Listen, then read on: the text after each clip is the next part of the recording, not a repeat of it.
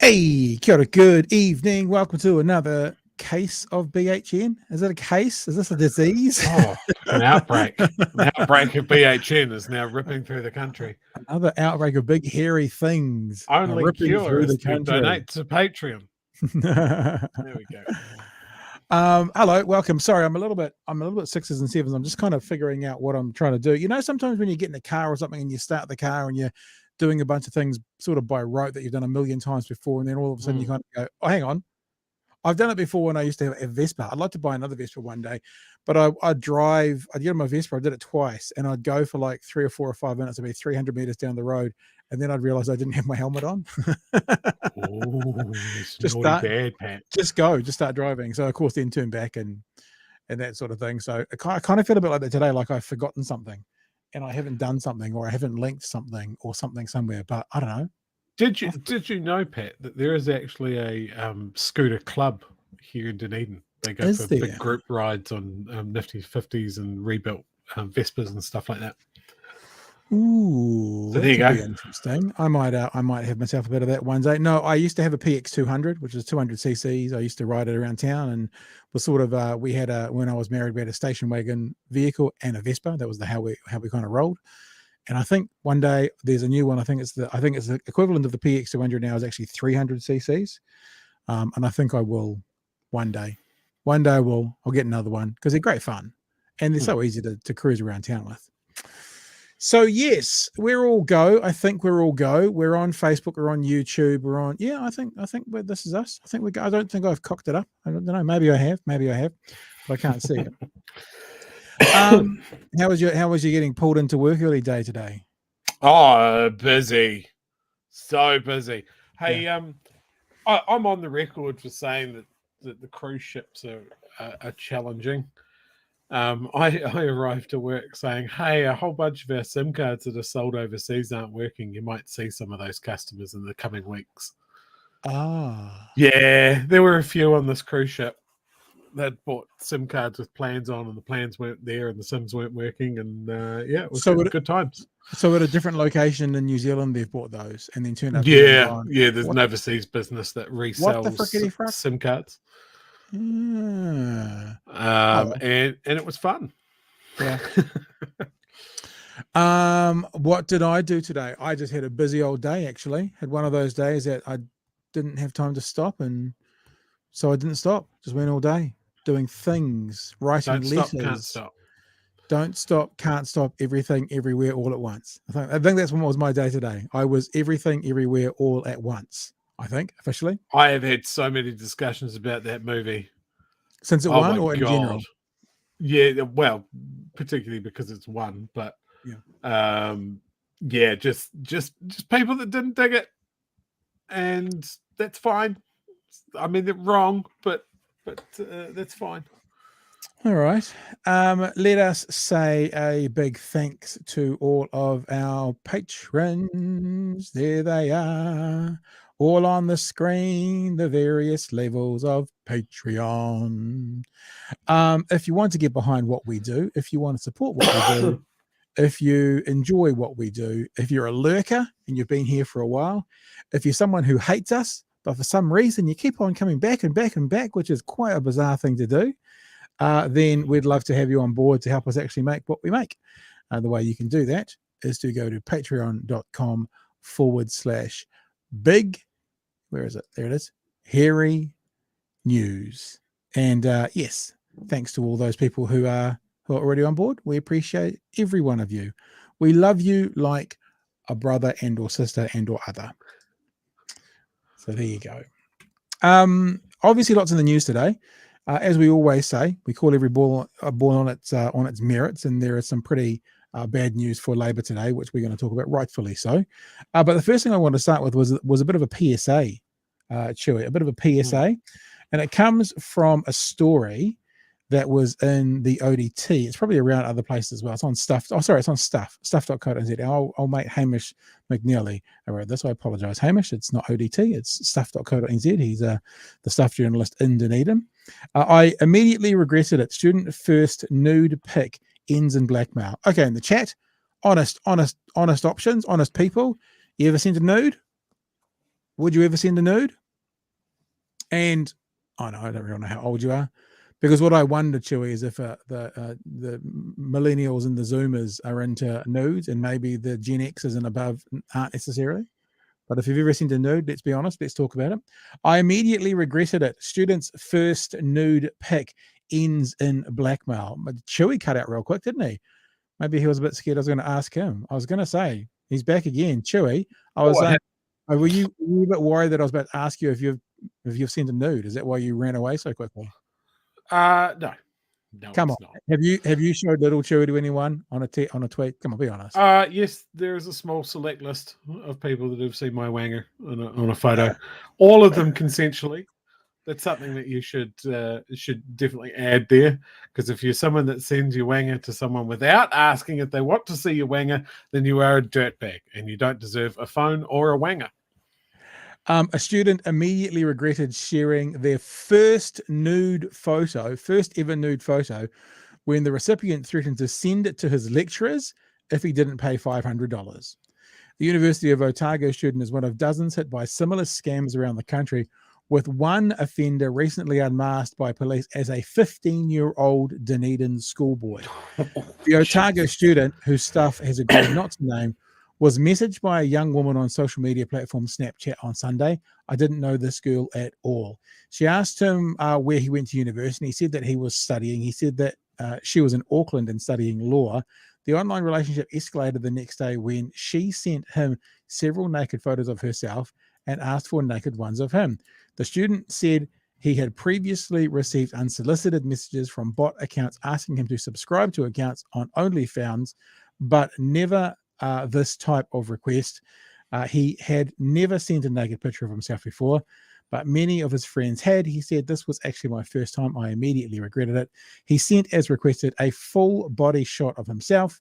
Not long afterwards came the request, send $500 immediately, or the picture will be sent to his university and all of his lecturers. Which, can I just say, I know if you're 18 in the first year of university, you might be a bit green, but I mean, I don't mean so what, like who cares? I mean, I'm sure you'll be embarrassed by that, but the university and your lecturers aren't going to do anything. You haven't broken the law by sending a nude pic. I think a sense of embarrassment is probably more worried about potential, breaking the law. So you think rather than repercussions, he just didn't want to be embarrassed. That's the threat is embarrassing rather than anything else. Yeah, absolutely.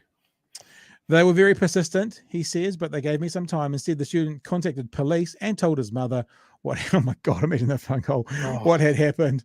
Police advised him to ask for the bank account the offender wanted the money transferred to, so officers could use it to track down the person behind it. Now, one of the reasons I wanted to message this is, let me just be really frank with you. And I've got kids who are under 20, who are all in their teens now. Let me tell everybody out there what I tell them. I don't care, as some people have said in the text, it's my wife, so it's fine. Never, ever send a nude, because that trusted circle today might be in divorce court in a year or 5 years or 7 years from now. Just don't do it. And certainly don't do it when it comes to, flirtatious chats over the internet. As you see, you might be talking to a 15-year-old boy in Dunedin, or a 72-year-old man in his basement of his mother's house who's currently dead upstairs in Auckland somewhere. One of the reasons I wanted to do this, though, Chewy, is to play one of the greatest pieces of television New Zealand has ever produced. Hit it. So if you are going to participate in sending nudes, this is Paul Henry and this is his daughter Bella. And they had a conversation live on air about sending nudes And this is going to wrap up this situation for you. Just bring the subject up. So the trick here, and you'll marvel at my parenting skills. Yes, I am about to. The trick here is to ease your way into it so they don't even know what they're doing. Okay. Bella, have you ever sent naked photographs of yourself on the text? Yes. Of Now- course I have. I am 23 years old, though. Now, the next trick is not to be alarmed or anything like that, but just to make sure she understands the dangers. So watch this. Jesus Christ! What the hell are you doing? You always I'm taking your phone away from you. No, that's it. You never put your head in. That's the role. See? Shall I tell you a No, funny even thing? no. No, your face, I think you mean. But, you know, that's a very good suggestion, and it isn't on any of these tips that they've sent. Never show your face, you know? Because who's interested in faces in this day and age?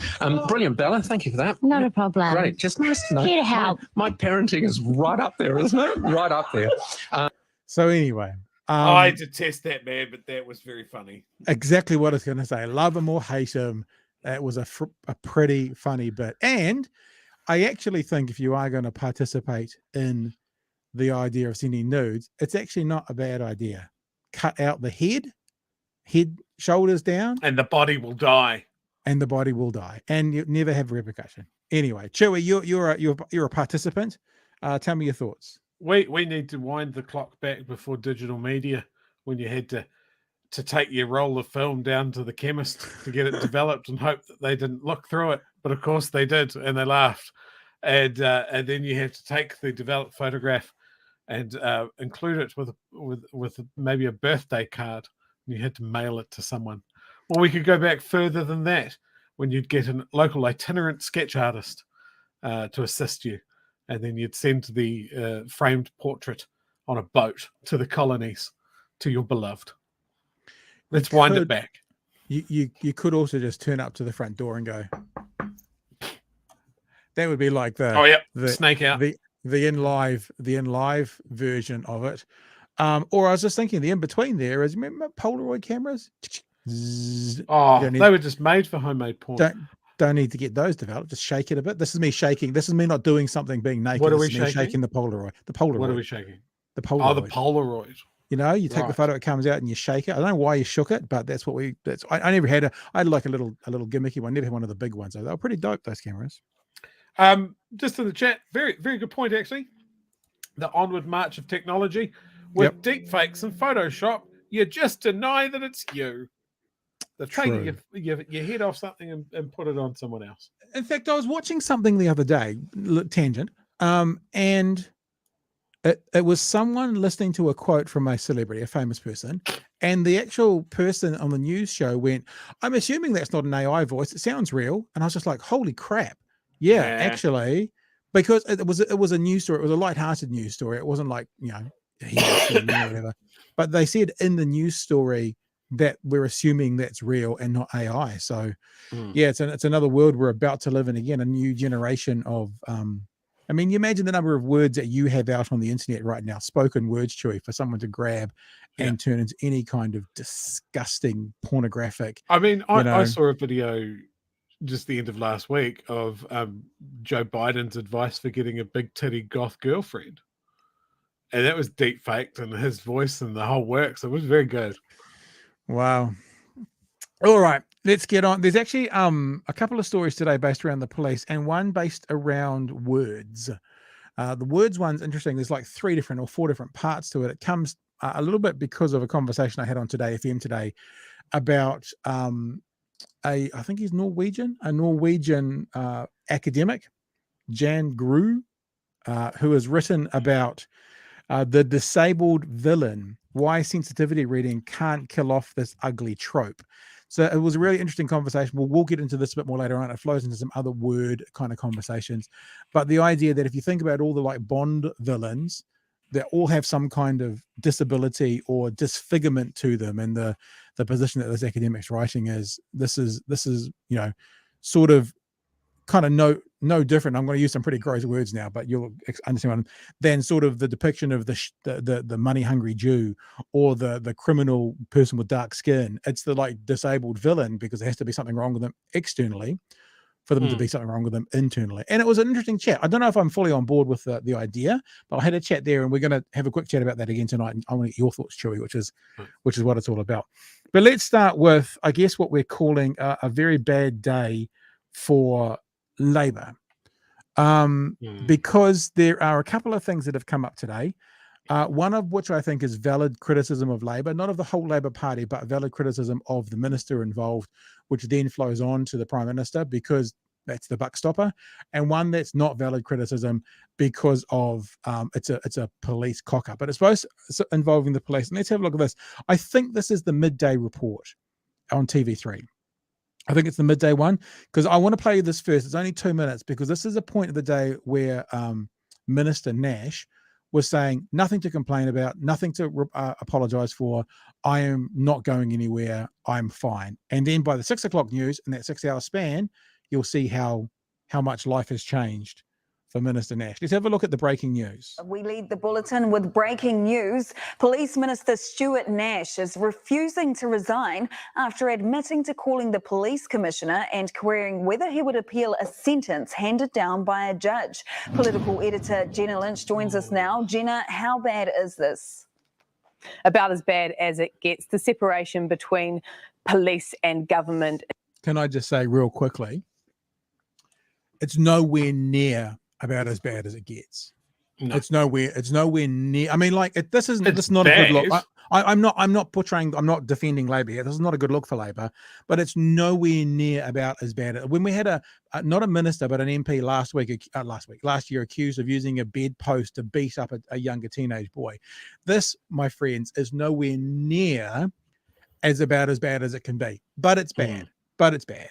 Is one that is such a sacred feature of our justice system. This morning, Stuart Nash went on morning radio and said, and I quote, "I've seen a couple of judgments, and actually one, I phoned up the police commissioner and said, surely you're going to appeal this." Now, there are two rules which apply that he may have broken here. One is Section 16 of the Policing Act, which says the commissioner is not responsible to and must act independently of any minister of the Crown. The second is the Cabinet Manual, that is the rule book that Cabinet ministers have to adhere to, and that says in black and white, ministers do not comment on or involve themselves in the investigation of offences or the decision as to whether a person should be prosecuted or on what charge. Now, we have just spoken to Police Minister Stuart Nash a few moments ago. He is unrepentant, telling News Hub he has nothing to resign for. You've breached the Cabinet Manual. What were you saying? I'm not the. I wasn't the Minister of Police. I was chewing the fat with a guy who was a mate about a decision that I thought was very bad in a circumstance that I had been involved in when I was a Minister of Police buying back firearms, and I'm going to leave it at that.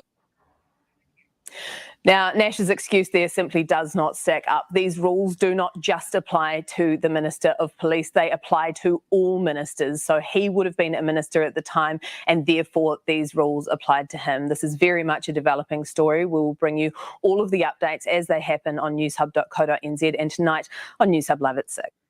So there you go. So that was the breaking news. I mean, it seems black and white that he's in breach of, the Ministerial handbook.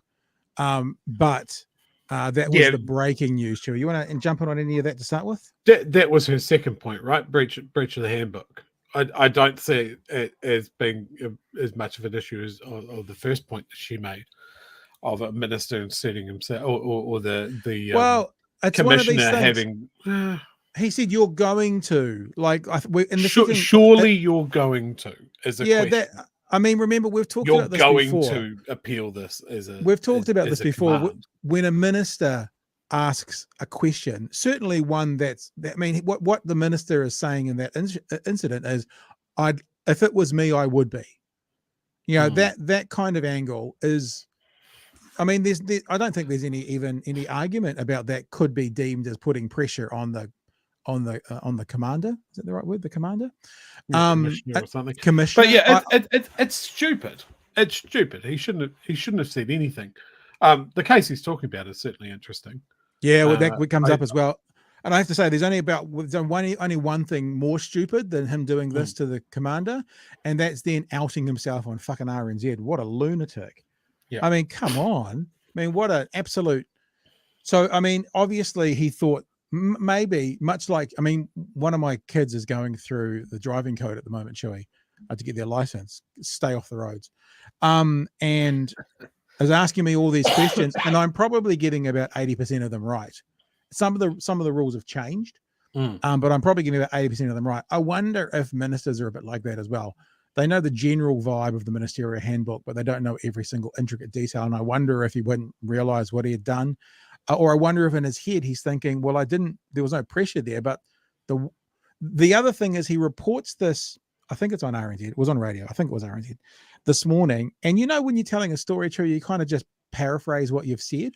If he's paraphrased what he said today, not exactly as he said it then, he might have just munted himself twice, literally hoisted by his own petard. Like if he didn't say it back then, like he said it today, and today he made it sound worse because he wasn't aware, then, I mean, what a goose. Oh, it's just, it's election year. Everybody's looking for blood in the water. It's certainly all the political reporters are going to just go mental at the smallest slip. I mean, I think it's probably best that he has resigned because it just underlines everything. But oh my God, the clamoring. There was absolutely no way you could tell that this is about as bad as it can get, though. There's a little bit of, remember when we talked with Grant Duncan, the point that Grant Duncan made from Massey University, talked to me again on Friday night, for those of you who watched the long form, was the difference between the media reporting on the news and creating the narrative of the news. And that it's about as bad as it can get is creating the narrative of the news story, not just reporting the news story. I think that campaign of almost harassment from the what was her name, Kruger, from the National Party, harassing MPI over her brother-in-law's farm or whatever it was, that's worse. I think the difference here, though, is there is a ministerial handbook. Yeah. And that's why there's a difference between this and other people in the National Party in the last term doing stuff. It's not that morally or ethically it's any different. It's that there is no handbook for opposition MPs to not break rules. There is for ministers. Look, I think it should be harsher. I think it should be tighter. I think, and we've said this before about Nanaia Mahuta and her husband, I think that if you have a joint account with someone and you're a minister, then that person should be able to receive no contracts from a sitting government if you're a minister. I just think that creates an opportunity for the appearance, if not the reality, of a conflict of interest. And I don't think we should have that. I think that should be harsher. So in other words, if you're got a partner, husband or wife or whatever, that has a very big business that gets government contracts, then you have to make a choice. I'm either not a minister, or my partner stops work in those contracts whilst I am a minister. I think that would be cleaner, in my opinion. I think that this is kind of similar, that we can, not that it's a conflict between partners, but that there is a breach here. It seems very clear, and he wasn't aware of it. I think that the way we do this is make these really clear, have no gray area, and have as little possibility of conflict of interest as we can in all ministerial positions. Yeah, for sure. That sounds great. And I think that it's unfair. There was another one with Nanaia Mahuta, I think, and he had family members working in a ministerial opportunity, and their point was made that the people that they were the best people for the job. And I kind of think, well, stiff shit. I mean, this is it. We all have to make choices sometimes. If you were the principal of a school and your daughter was the best person to be deputy principal, chances are that it's unlikely that she'd get appointed in your school. She might go to another school and do it, but in your school it might be deemed as a conflict of interest, or it might be deemed as nepotism. Have the appearance of it, is what I'm saying. So I'm just thinking, in the ministerial area, they should stay as far away from conflicts of interest as they can. Just an opinion, though. So let's go to the 6 o'clock news, seeing we're sitting in our little boxes here for so long. And about 2 o'clock, between, say, 1:30 and 3 o'clock, we got word that Stuart Nash had indeed resigned. You will hear some of the original audio from the morning's conversation on this. And one of the reasons it's not about as bad as it can get is that the commissioner didn't action anything from the conversation. And you'll hear the commissioner in this basically goes, we had a bit of a chat. I can't really remember too much about it. So it didn't influence anything. If it had influenced something, that might have been about as bad as it can get. But because it didn't, it was a stupid thing. He's rightfully lost his position. The government's rightly being criticised for it, and we'll move on. But let's get the 6 o'clock news bulletin feed now. Tēnā tātou katoa. Good evening. Police Minister Stuart Nash has resigned from his post after bragging about calling the police commissioner and urging him to appeal a court judgment. Bragging. The Prime Minister called Nash's actions unwise and says if he hadn't resigned, he would have been sacked. But he stopped short of removing Nash from cabinet completely. This is the criticism now, and I don't know if it's right or wrong, Chewy. But so he's lost his position as police minister, but he's keeping 2 other ministerial positions. And I'm like, in the way I've just described the conflict of interest, personally, I think he should have lost all his ministerial positions, because he's broken the code, the rules of being a minister, yet he's still a minister. Now, I'm not casting aspersions on him as a person or him as an MP or him as a minister, but I think that in politics, you need to keep it as clean as possible. And if you don't, you open the door for the opposition to sow seeds and sow narratives that you're, I'm going to use the word corrupt. I don't think that's obviously the word they would use, but you know, that you're not being straight up with the public. You know what I'm saying? Yeah. So he keeps his other 2 portfolios. And the opposition is calling that decision unwise. Here's political editor Jen Lynch. Suiting up a NASA astronaut, the highlight of Police Minister Stuart Nash's day. From there, rather than blast off, it was all downhill. As soon as he stepped out of his NASA internship announcement, hit with questions about whether he'd interfered in a police case. Hell no. Will you resign? That was a fantastic announcement. Why would I resign over that? The problem is, prior to that fantastic announcement, he went on the radio and bragged about calling up his mate, the police commissioner, to urge him to appeal a court sentence. And I've seen a couple of judgments. And actually, one, I phoned up the police commissioner and said, surely you're going to appeal this. I wasn't the Minister of Police at the time. Ministers cannot interfere with the police. They operate with complete independence from the Crown, spelled out in black and white in both the law and the Cabinet Manual, which says ministers do not comment on or involve themselves in the investigation of offences or the decision as to whether a person should be prosecuted or on what charge. They should not comment on the results of particular cases or on any sentence handed down by a court. That seems pretty black and white. Now, yes.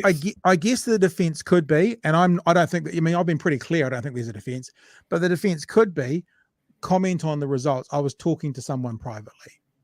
I wasn't publicly commenting. I mean, that could be a defense. I'm glad they haven't done it. But it would be interesting to know how, you know, parliamentarians consider those words.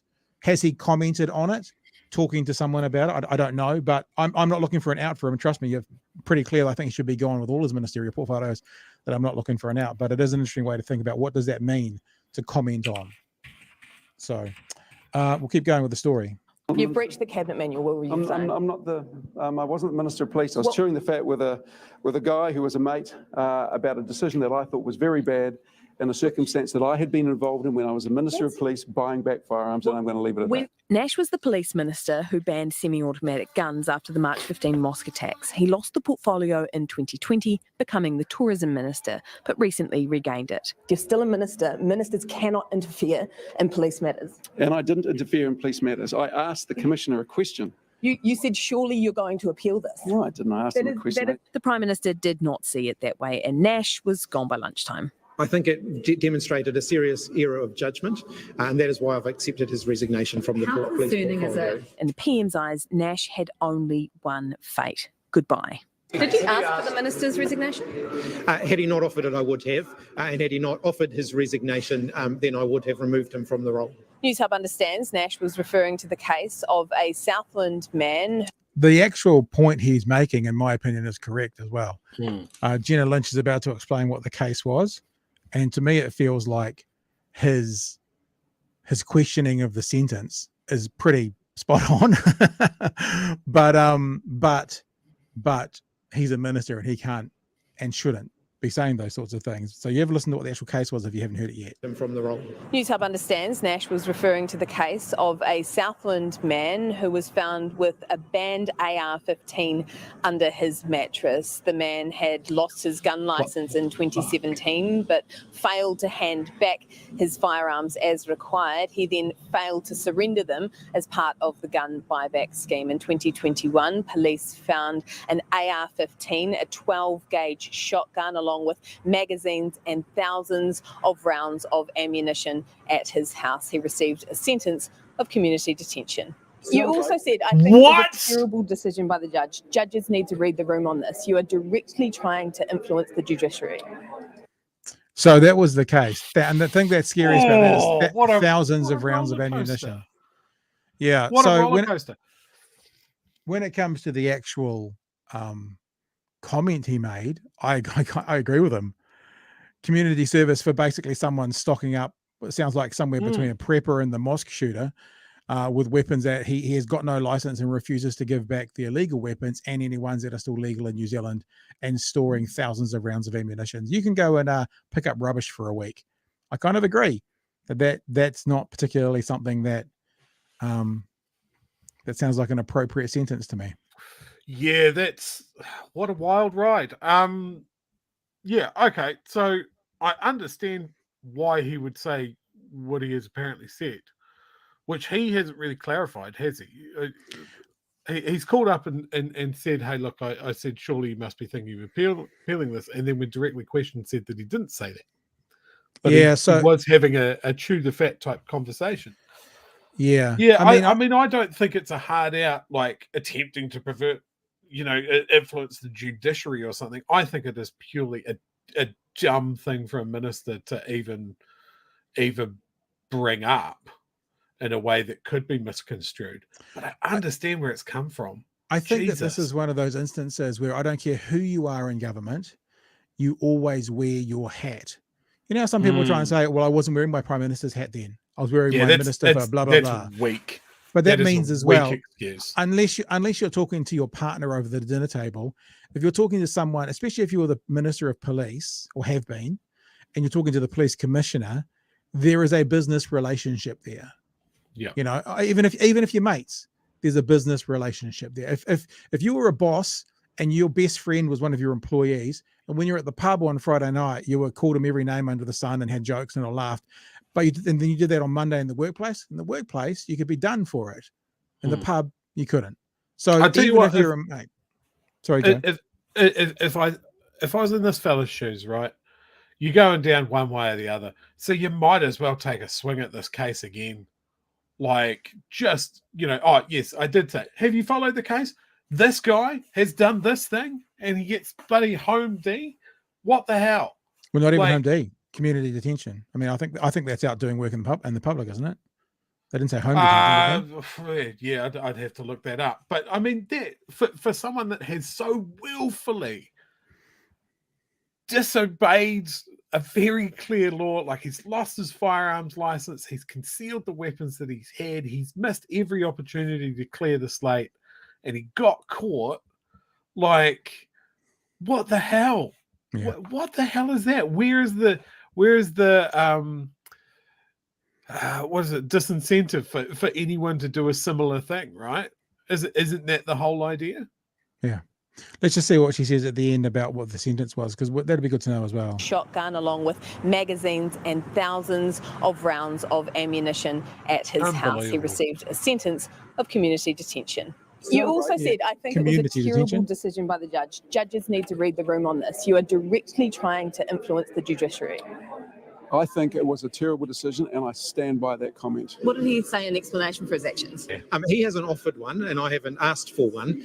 I believe that it was a serious error of judgment. The Prime Minister says he understands there was no appeal from police in the end. Minister Nash's representations had no bearing on so the police didn't do decisions or the police's decisions in this case. Nash will stay on as Minister. I have to tell you, though, if police had done it, this story would be worse. even though it feels like police should have done it. So there's a strange like juxtaposition there, isn't there? For economic development, forestry and fisheries, the opposition wants him sacked completely. He has misused his power as a minister and is no longer fit to hold that office. Disagree. Again, misused. What has he done? Usage would imply that you've used your position of power to attain an end goal. He didn't do anything. He didn't get anything. So, again, it's overcooking it. Again, I will say I think he had to go. And if I was the PM, God help us all, he'd have no ministerial portfolios probably for the rest of the year. You know, see if we get him again at the election and bring him back in. But he hasn't misused anything. He's misspoken and he's done something wrong, but he hasn't misused anything. That's to use something as an action. He hasn't done anything. He hasn't received anything back or got an action taken. So, yeah, I disagree with the serious nature of this. And now, when we talk about disagreeing, then we've got to bring up our favourite mate, David Seymour, who's coming up next. He interfered, he boasted about it, he won't apologise, that's 3 strikes, he should be out. Given he had been police minister before, shouldn't he have known better? Look, I think he's demonstrated an error of judgment here, a serious error. Bad mistake by Christopher Hipkins here, in my opinion. The answer to this, Prime Minister, is yes. The answer to shouldn't he have known better? The answer is yes. Not a little kind of The answer is yes. Listen to the question again. Given he had been police minister before, shouldn't he have known better? Yes. Look, I think he's demonstrated an error of judgment here, a serious error of judgment, and he certainly paid a consequence for that, the fact that he's no longer the Minister of Police. No longer fit to be the Minister of Police. He's got some guns, eh? Well, Jenna joins us out. Kia ora, Jenna. Is Stuart Nash likely to hold on to the rest of his jobs? Stuart Nash loves the police portfolio, and from what I understand, the Prime Minister thinks it's punishment enough losing that. Had there been a pattern of repeat behaviour, then likely the sanction would have been tougher. I have just received a statement through from Police Commissioner Andrew Costa, who says he does recall that phone call, that he thought of it as a bit of a vent of frustration. He thought of that call to appeal as a rhetorical question rather than a request, and didn't take any action. Hipkins now has the tough task of choosing a police minister. He's instilled Megan Woods as the acting police minister in the meantime, but is likely to make a permanent decision by Monday. Few names to consider there. Emergency Management Minister Kieran McAnulty has been performing excellently, though when we asked him about it, he said he's got a bit on and is quite happy with what he's doing. A seasoned pro like Andrew Little could quite comfortably slip into those shoes. Another name that's likely to be thrown around is Kitty Tapu Allen, though it's unlikely to go to her because of the interaction with the justice portfolio. Crime has been a real thorn in this government's side. Hipkins needs a safe, steady pair of hands, unlike Nash, who was beaten by his own bravado. I think that's fair. Yeah, but this narrative Little. again. This narrative again about crimes being a thorn in their side. I think the narrative around crime has been a thorn in their side. The actual numbers, we're not suggesting that they're good or they haven't increased, but the perception of what they've done has been a lot worse. Although in saying that, we're about to talk about ram raid numbers, and ram raid numbers are worse than they've been talked about. So, but what do you think, Chewy? What are your thoughts on that? Anything in the chat as well? I just looked at what community detention is. It's another name for home D. Okay, sorry. So it is. Community detention is a punitive sentence that restricts an offender's movements during their curfew. It requires an offender to remain at an approved residence at certain times specified by the court. Can be up to 84 hours a week, but it depends on the sentence. So, home detention for hoarding guns. Cool. It's funny, choice, Judge. Because if you say hoarding guns, the thing that concerns me most about what I've heard is not the hoarding of the guns, it's the thousands of rounds of ammunition. I mean, I know the ammunition is pointless without a gun, but if someone's got a gun with 20 rounds that they're using for duck hunting or whatever is one thing, but thousands. Remember, there's an S on the end of that. Thousands of rounds of ammunition sounds something very different to me, but who knows? Anything in the chat we want to jump to? Anything in particular? Oh God, I haven't even been reading these. Sorry, I'm a bad man. Well, let's have a look at the next story. Then we can come back to some chats as we go through the next story, because the next story is another one. The government is being. So I think that whilst obviously the Prime Minister's done nothing in the situation with Nash other than leaving him in his ministerial portfolios, you've got the right to kind of, criticise his decision for that. But the actual event that happened had nothing to do with the Prime Minister. But in that situation, he's one of your MPs, he's one of your ministers, you are the buck stopper. So there is a line of command, and there is stuff that can be thrown back at the government and can be thrown back at the Prime Minister because of what Stuart Nash did, right? Just because of the buck stopper. The next story, which the opposition is using against the government and trying to sell their a soft on crime narrative, is not a story that can be thrown back in the face of the government, because it's actually about a mistake the police have made, and the police have been informing the government. That's the first part of the story. The second part of the story is how much worse ram raids were than were being reported, and they were being reported as being pretty bloody bad. Let's have a listen to the story. But Nash wasn't the only police minister Chris Hipkins had to face awkward questions about today. Newshub wanted to know why a former police minister had used ram raid figures that were much lower than updated police numbers. That former police minister was none other than the Prime Minister himself. And it comes barely a week after Te Whatu Ora was forced to admit the publication of inaccurate emergency department figures. Nick Truebridge reports. A run-of-the-mill site in Auckland. CCTV footage obtained by Newshub shows a St Helier's shopfront smashed in last week before a stream of people enter and take off with the till. On the surface, it's a fairly black and white crime, but data surrounding ram raids is anything but clear. The police today admitting errors. Definitely been a process issue that we acknowledge about how we've answered some questions, and that's been a process issue that we've identified and we've rectified. 50. So the police have had a process issue. The way I think about that and hear that is they've had an error in the way they've been recording things. Now, they're the numbers that the government's been using to talk about it. Yeah, they're the numbers that we've been using to talk about it. Those numbers were wrong. That's on the police, as long as the government and the media correct the numbers, which I guess is part of what we're doing tonight. In May, 37 in June and 42 in July. When Chris Hipkins was Police Minister, his responses to written parliamentary questions said there were fewer ram raids than we now know occurred.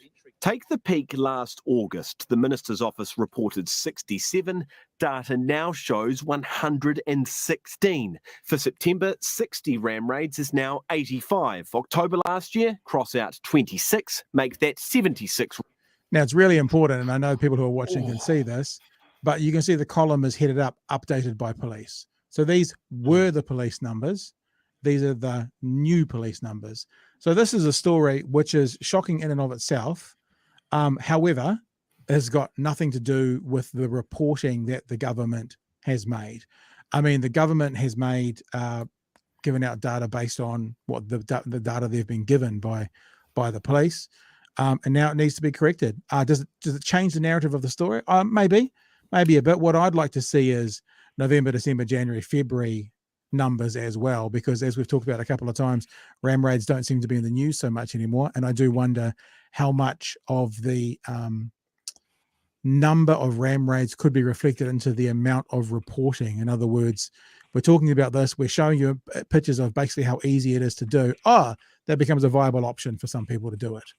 So I'm not saying it's absolutely the only reason, but I'd be really interested to see, November, December, January, February, and see what those ram raid numbers are as the correct data by the police.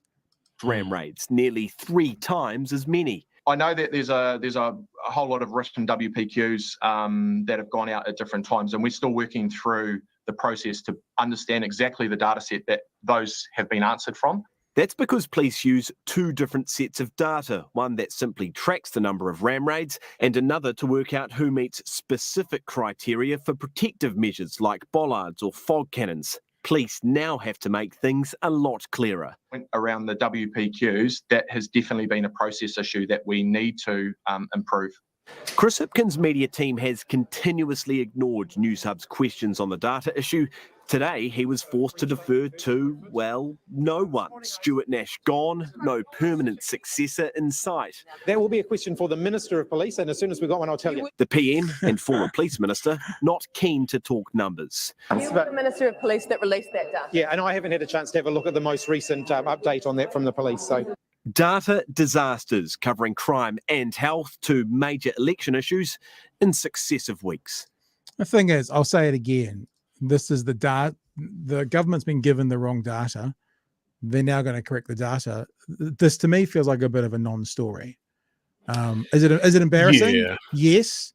But if your experts or the people in the field are giving you the numbers, if you're, if your health ministry is telling you the numbers of COVID, and then that number changes, well, then you say, yeah, it's not on the government. It's not on the minister. No, it's not on the prime minister. But can you imagine the conversation though? It's like, come on, guys, I need the right numbers this year of all years. Yeah. Because that's the other thing, right? Together. Remember, we talked about, like, just maybe last night, about the polls and how it was looking, and we said, National has plenty of time to, if it's possible for them, to make themselves attractive to more New Zealanders, and Labor has plenty of time to arse it up. This is an arse it up moment. Labor's had a good start to the week. Like, if that poll was taken today, it wouldn't read the same results, because as we know, polls are a snapshot of that moment in time. And I would suspect if that was taken just today for 24 hours, they probably wouldn't be riding quite so high. So, and if this happens again next week and then the following week, and that's when you start to get trends of people wondering about it. Yeah, what Gareth said. You had one job. Yeah. Police count the crimes. Tell me how many crimes they are. Don't fuck it up. This really feels like what we're going to have for the next couple of months, right? Is the slightest misstep becomes Watergate 5.0. Yeah. And we're going to have people like Jenna Lynch just hitting the hyperbole button. Because I feel like a lot of these political commentators just want to topple a government. Or, almost count ministers rolled out of their jobs as notches on their belt. It's weird. And I have an issue with Jenna Lynch specifically. Really? I hadn't noticed that, Chewy. How is it? Nobody's been able to give me a bloody answer on this, right? Because she's talking about people's integrity. How is someone that is married to the chief of staff considered a good, unbiased political commentator? It just makes no sense to me. I guess it's not that dissimilar, albeit it's not public money, to Nanaia Mahuta's family working in positions, or her husband getting, government contracts. It's an appearance of a conflict of interest. But then she's the person that gets to say that's a conflict of interest. Yeah. And I feel like every time she brings that up, Chippy should be going, bitch, please. Do we really want to get into that? Okay, I'm making another prediction here. The moment that Chippy says bitch, please, election over. He's won. You reckon? Yeah. And what about I want to see drop? a bitch please out of Chippy. What about just mic drop? Is that going to work at all? Remember bitch, when please, and then slap the mic out of her hand and walk off. Obama did that at one of the White House speeches to journalists. Yes, and it was Obama amazing. out, just dropped it. Yeah. Okay, let's have a look at the next story. The next story is a little bit more opinion-based and conversation. I'd like to get your thoughts on this. I'm not going to read this. This for a dyslexic, Chewy, this is kind of the worst of the worst. Look at all these words. Look at it. I read the whole thing. Jesus. Yes. That's a lot of words. It's actually a really interesting read, and it was talking about Ian Fleming. And this is actually the academic in question. He's also does a little bit of acting on the side. His name is, he got portrayed as a villain in the thing that was a part of his kind of investigating. Jan Grew. For centuries, fictional narratives have used outer difference to telegraph inner monstrosity. As someone who uses a wheelchair, I've learned you can't just edit out a few slurs or bad words to fix this. It's often baked deep into the story. The story he's talking about, Ian Fleming. There's a character, Javier Bardem, from one of the James Bond movies. It's a little bit like on that, what is the saying? Beautiful inside and out, or wholly inside and out, or whatever that saying is that if you have a deformity or a difference or an ugliness or a shockingness to your physicality, movies will cast you as the villain more often than not. Now, it's not always the case, right? There are some beautiful movies with disabled people in it and with unique looking individuals in it, but this is the story that's being told. James Bond villains is one of them. Talks a little bit about Roald Dahl and this as well, and the bad people always being the ugly fat ones and that sort of thing. And I thought it's quite an interesting conversation. I was on Today FM this afternoon talking about this, and I made 2 points, and I'll give you my points first of all, Chewy, and then I'd like your thoughts about that. And this is actually we've got 2 other things to talk about tonight to do with language, right? So this is the first part of it. My 2 points were this: if the difference, the disability or the deformity is essential to the plot, so let's say Freddy Krueger, that movie, he was put into a furnace and burnt, and that's why he became the evil being that he is. There is a reason as to why he has that look. Then I think then it's part of the narrative and it's fine. And in general, if it's just on the side and it doesn't actually add or take away from the movie at all, then it's just, it doesn't need to be there at all. That was the first point. The second point that I made, speaking about Ian Fleming, and they talk about they've taken out misogynistic language and racist language, but they're leaving ableist language. That was the article talks about. And I said, but if Ian Fleming, and I don't know this, but if Ian Fleming was a dirty misogynist, a fucking racist, an absolute ableist, an absolute sexist, cleaning up all of his texts actually cleans him up as well. This is what's the thing when you put the thing in the ground? A time capsule. This is a time capsule of a writer writing in an appropriate way for the time. If we clean it all up, then we don't have that time capsule of that book from that time, from that author anymore. In fact, what we might do, if there are some horrific authors out there from the past, is actually clean up their kind of character and all of a sudden make them maybe cleaner, more virtuous than they actually were. So I just thought that was an interesting kind of counterpoint to the idea of cleaning these all up. But what do you think, Joey? I mean, I've certainly been sitting here going, well, trying to think of how many people with a deformity or a physical disability or something like that, and it is a tropey visual thing of like, yeah, we want to show at a glance that this person is evil. Make sure he's ugly, make sure he's deformed or something like that. There's a couple of them pictured there where it's like, I don't know, it's a key part of the story, like Mr. Glass in the top left-hand corner there. But yeah, it's a bit much. I do come up with a better idea. I do struggle to worry about kind of fantasy, because actually there's all sorts of creatures in this thing to put old Voldemort in there as that, or the Oompa Loompas in there. Although we all know the Oompa Loompas were a very much more racist trope before 1973 when Roald Dahl himself changed them. And I wouldn't say the Oompa Loompas are evil. They're an enslaved people. So, yeah, that was sort of where this conversation started. Ironically, the author himself, and I think I might have highlighted it at the bottom. If I haven't, I can find it. It's the very last paragraph. Kind of says a similar thing. Says this: no, I do not want to, because he talks about language is powerful, but never on its own. Is it intertwined with politics, culture, and history? If we replace older and ostensibly more stigmatizing words with newer and softer sounding labels, but do nothing to change the context in which the words appear, we leave the job half done. Arguably, we also risk new words and euphemisms being overtaken by old stigmas, in which case the fundamental problem of representation remains. Politely calling a Bond villain a, quote, differently abled person does nothing to undo the link between their embodiment and the villainy. No, I don't want to read an Ian Fleming novel in which a differently abled person overcomes his physical challenges in order to become an inspirational example of world-threatening villainy. I'm much happier reading the old books as products of their time and then moving on to new stories, or stories new. So even though he was kind of calling it out as a thing, in the end of it, he basically went, they can be a time capsule, and then the stuff from now on in can be better.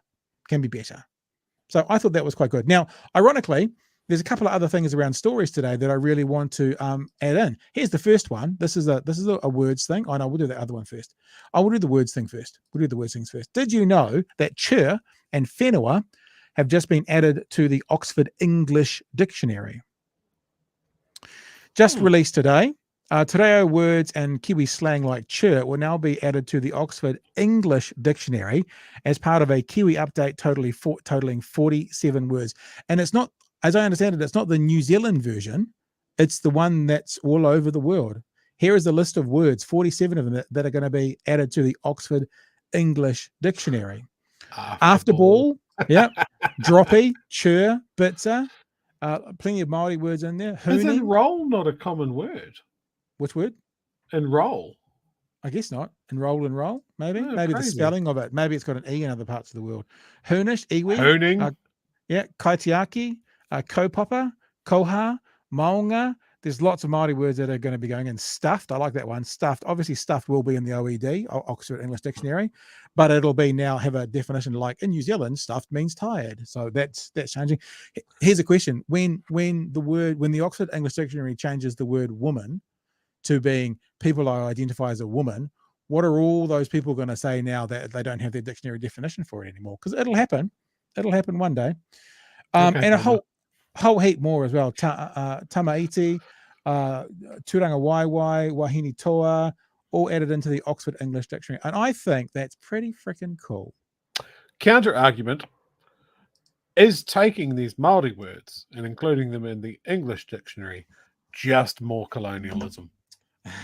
I think the haven't they taken enough?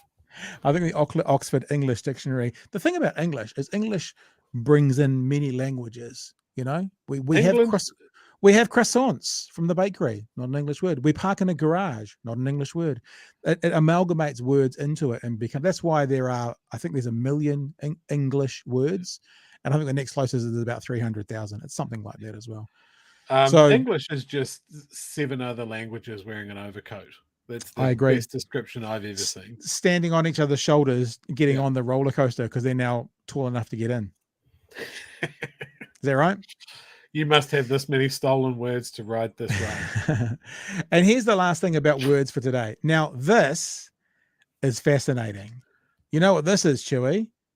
Oh my God, this is wokeness gone mad. Oh, the thing I hate about these kinds of stories is I think mostly they're ridiculous and they give a narrative to the Karens of this world to kind of have a point. Have a listen to this, peeps. Te Pūkenga, the new entity created out of a merger of New Zealand's polytechnics and institutes of technology, has decided merger is no longer part of its vocabulary. A style guide issued to academics and staff, another word which is being banned, has raised eyebrows. Alice Wilkins. Did you get that? The word staff has been banned. Oh, my God. We'll keep going. Reports. Te Pūkenga, it's our new countrywide merged together mega polytech, except just don't call it that. Ultimately, in dictating that you'll say this and not that, you'll run into issues of avoidance, you'll run into issues of panic if an academic uses the wrong term. A 30-page style guide has been issued internally by the country's now largest tertiary provider, with one section devoted to words and acronyms we don't use. It includes mega polytechnic, mega polytech, merge, and also Treaty of Waitangi. The guide clarifying only the te reo title, Te Tiriti o Waitangi, should be used. I don't think it's helpful, simply because both Te Tiriti o Waitangi and the Treaty of Waitangi were signed. And it's helpful it's madness. To know one and read the other. There is also a section on preferred terms, saying students should only be called ākonga or learners, not students, trainees or enrollees. Can't and say staff students should be anymore. called our people, kaimahi. The guide So you no longer have staff, you have our people. Explaining, in most cases, we don't use the term staff. I think the problem with the style guide as it stands is it's a little too prescriptive. I don't object, of course, to them using ākonga, but what I think would be helpful if student was in italics under it, because I think it's important that whoever uses Reo Māori understands what they're saying. We asked some of the learners of today what they call themselves. Students. Student at Wycliffe, that's it. Students? Yeah, students. Husband and wife are gone too. Spouse or partner are suggested instead as more gender-inclusive language. In a statement, Te Pūkenga Chief Executive Peter Winder said the style guide is intended as a reference. Many organisations, including tertiary organisations, provide style guides to their teams as a standard resource. The intention is to promote consistency in the terms we use, given we have brought 24 different entities together.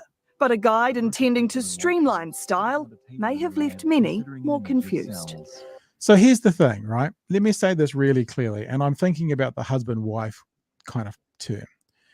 Making things more exclusive, you don't do that by banning a whole lot of other things. Making things more inclusive brings things in. It doesn't push things out. And that's what I think. God bless you, my lefty brothers and sisters, where a lot of you have got it wrong, right? Inclusiveness, sure, I use partner sometimes. When I was married, I used wife sometimes. I used partner sometimes. I use spouse sometimes. But saying don't say is not how you make people inclusive. It's actually how you exclude some people who want to say, this is my husband or this is my wife. What you do is you bring the other words in and they have the same standing as the words. So therefore, husband, wife, fine. Partner, fine. Spouse, fine. You don't go, you're not allowed to say, this is my husband anymore. That's my husband. But you can say partner or spouse. Yeah, but I think they're more talking from I know I shouldn't use this word, staffing point of view. and any sort of email that you put out to your students, that maybe don't use husband or wife, just use partner or spouse. Like I try to do that in my work all the time, and it saves me any unfortunate I'll bring your husband in. Actually, she's my wife. Okay. Oh shit. Look, non-gendered terms can be a really good idea. I agree with the whole thing of like, don't just ram a te reo word in there, because having that, italics, English version, brackets, English version, / English version is enormously helpful to someone like me that wants to learn a little bit more te reo, but needs to see what word it is. Just slamming it in there and hoping people pick it up by its context clues is that's too tough. That's way too tough. Let me just say this. Finn's right. None of it was banned. It was a suggested terminology. Yeah. But, and I'll say this with respect to everybody who that's their position, right? Whoever that is. That's not how it's going to work. How it's going to work is now staff, now that it's public, staff are going to be called out if they use husband or wife. Hey, you've been advised not to use those terms in this classroom. It's now put up as a position of, it actually has the ability to do the opposite of inclusion. Now, I'm not saying don't use gender inclusive language. I'm not saying that at all. Go for it. But it doesn't mean you have to remove other things as well. All I'm saying is that this is exactly what the right constantly looks at the left and goes, ah! And look, I look at this and I kind of go, this is fair fodder for people who want to criticize the woke left making up the words. And what it is, I mean, you heard all the students call themselves students. You're in the Māori representative say treaty Waitangi is fine. What it is a bunch of people sitting around a table overly concerned about offending anybody with anything. So they get rid of, they suggest, okay, we'll make it fair for people. They have suggestions that they get rid of cis-normative, terms that have been used for a long time for a whole new language. You don't have to throw out the baby with the bathwater. You can aim, like I say Otepoti Dunedin a lot. I say Otepoti sometimes, I say Dunedin a lot. I say Aotearoa sometimes, I say Aotearoa New Zealand. You don't have to go, right, no longer can you say Dunedin at this thing. You can incorporate and bring in Otepoti. You can incorporate and bring in the other words without saying we're not going to use these words. Our objective is not to use these words. All that's going to do is create more pushback. It's like, let's try and include other people by bringing them in, not let's try and include other people by using the terms that they're comfortable with, and everybody else can adhere to those as well. We can use them all. We can all be one big happy melting pot of terms that work for us. You know, if I'm a lecturer and I have a wife and I say my wife, that should be fine. And if I'm a lecturer and I have a partner and I say my partner, that should be fine. If I'm speaking to a student who identifies their partner as their wife, I should be able to say your wife. Yeah, but again, I don't think that's what they're going for. Well, I think they've said pretty clearly that they want to. This is a suggestion what they want to do. They want to move away from terms like students. Yet all the students in this said, "Yeah, we're students." Yeah, I don't know. I'm just thinking here of times where I have been on the receiving end of something like this style guide, and I'm sure you've worked in a broadcaster for a long time. It's reasonably common that you get these edicts down from head office of the way to refer things online and that sort of thing, and generally they've always been bullshit. I get that this thing is a little bit wanky. I don't necessarily think that it's a dictatorial thing. I think this feels a little bit culture warsy. I think it's a little bit, we're going to run the story as if it is all dictatorial. Well, let's just play the last little bit of this again, right? Just for clarity on the husband. I know, look, I'm not picking on the husband-wife thing, like any of the words, like no longer staff or no longer students, when all the students call themselves students, and I'm sure all the staff call themselves staff. Let's just play the bit about, and we'll see exactly what the report says. Now, the report, we already know that News Hub sometimes has some bias in it. Let's see what they say, again, just about the husband-wife thing. Husband and wife are gone too. Spouse or partner are suggested instead as more gender-inclusive language. So it does say suggested and said. So that's accurate. But she also says are gone too. Yeah, but they see that's what I mean with their language, right? They're gone. They're banned words. Yeah. These are suggested. Yeah. So that those two things don't go together. I just think that the whole thing, this is my position, right? To be inclusive doesn't necessarily mean excluding other things. I don't think it is. I think the story wants us. Sure. To Okay. think that Look, way. I'll accept that from what you're saying, but now I guess I'm making another point. Like, and let me put it this way: when I used to work in a very conservative talkback group, and most of the callers would have been white, middle class, older, and conservative, and they'd say things like, "Oh, you know, these migrants to New Zealand, they should just get involved in society." They would see it as come and be like us, like get out of your own culture and be like us. They never saw it as we can combine. And I guess that's what I'm saying for this. Like, my first question to any of those talkback callers would always be, "Oh, so when have you asked them to come over for dinner? When have you gone to their house for dinner, these neighbors in your area that aren't going anywhere?" Like, we can make it more inclusive by sharing from one another's culture, identity, language, whatever it is. And that's the path I would like to see us take in general. Look, I think what will happen here is it'll be an absolute flash in the pan and people will carry on doing what they want to do anyway. Maybe. And yeah, I don't know. I think the story's a bit of a beat up, personally. You're probably right. I mean, it's just, and obviously some people at the university or the politics aren't that happy because you'll notice it said internal memo, and the news media's got it. So someone's obviously leaked it. All right, there's a bunch of people who obviously think this shouldn't be talked about, but I see they're talking lots in the chat. So do you want to put some of those up? What you want, the curated version of what people said? Sure, non-story. Move on. Is this dumb? Yes. A complete non-issue? Sure. Yeah. Thin edge of the wedge. Jesus, a more easy to say phrase, please, next time. Yeah. That's pretty much. Yeah. I think that I like that one. News Hub weather presenters got me hooked on using Ōtepoti to lead in. Yeah. Look, I love when people bitch about this of like, It's fair fodder I'm for not calling Karen it the Blanco. bloody Māori name. It's a fun name.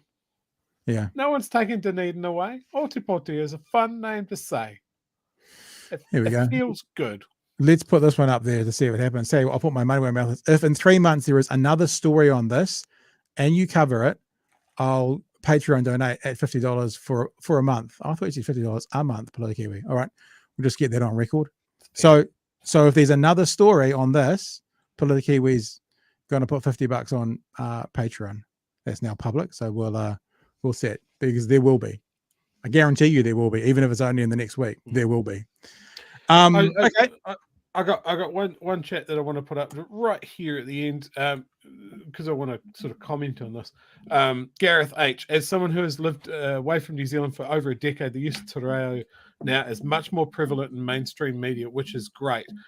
I want to contrast that, or not contrast, but just really show how far that's come. When I studied radio broadcasting and did my unit standards and radio and whatever, at around 2001, 2002, right? We had to pass a te reo unit standard. Oh, really? And I'll tell you what that was and just how far we have come to get that tick, to get that unit standard. We had to do a voice break, including 5 te reo words. A whole 5. So 5 kia ora was one. Aotearoa was another. So there's 2 ticked off already. Kia ora, you're listening to the station. Right now, here's my top 4 favorite New Zealand trees. There's my unit standards. Did the job. Why didn't you say but my top 5? That's how far we've come, right? As it's gone from that to just not taking the piss as much.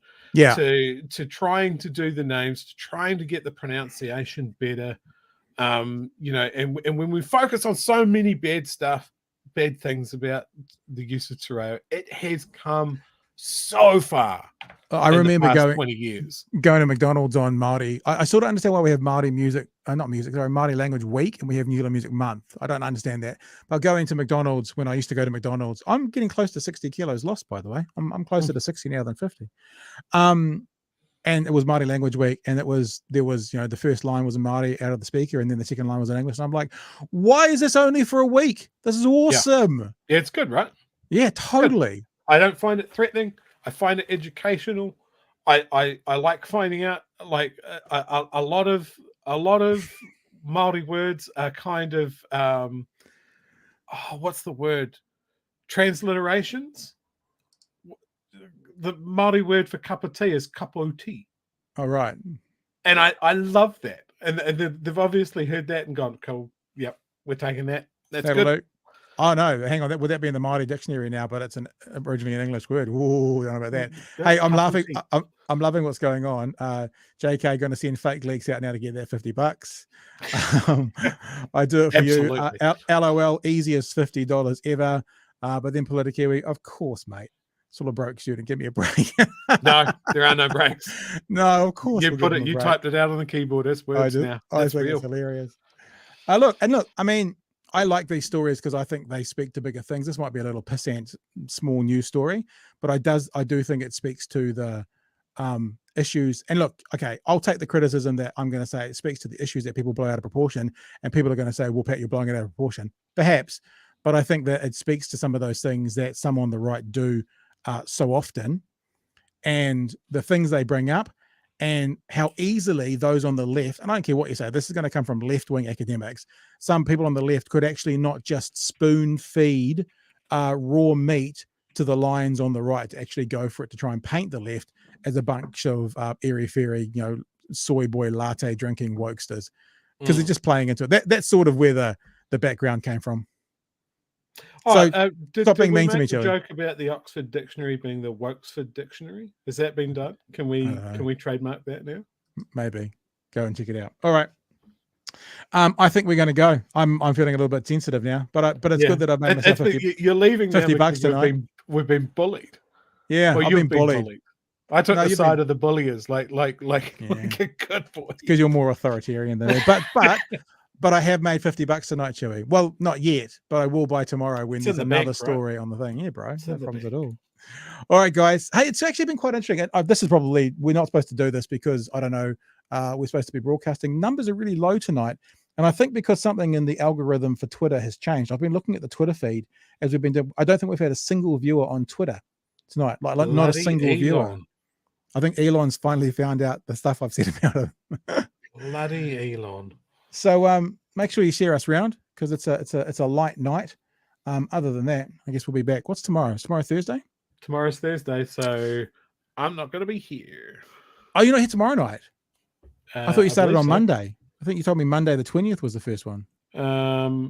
No, I'm pretty sure my first shows are tomorrow night. I shouldn't have said that. I'm a secret. I'm a secret judge. Never mind. All right. So I'll see you tomorrow night from 9 p.m. And if you're going to be mean to me tomorrow night, I'll just cry and run away. All right, team. Thanks for joining us tonight. This has been fun. And we will everyone's watching the breakers. Oh, speaking of watching. Oh, so you're not going to be here tomorrow night. What about Ted Lasso?